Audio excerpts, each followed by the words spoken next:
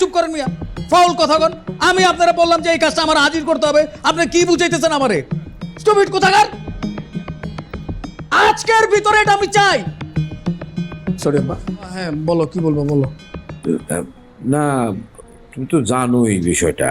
ওই যে সেদিন কিছুটা হিন্টস দিলাম, তার আগে ফোনেও বললাম, মানে গ্রামে তো মহাবিপদ আমাদের বাড়িটা নিয়ে। তুমি বুঝতে পারতেছো না যে বন্ধক দিয়া টাকা নেওয়া হয়েছে, সেই টাকা তো তুমিই আনছো। তো এখন 6 মাস ধরে কিস্তি তো দিতে পারতেছি না, এদিকে তো বাড়ি দখলে রাখা যাচ্ছে না। তো এই বিষয়গুলো তুমি কি ভাবলা, সেই অনুযায়ী একটা ব্যবস্থা তো নিতে হবে, তাই না? তো তুমি এই কথা বলার জন্য এখানে আসছো? আশ্চর্য বিষয়। হ্যাঁ, ওই কথা না সেদিন বললা। আরে আব্বা, তুমি কেন বুঝো না যে আমি তো অফিসে বিজি থাকি নাকি?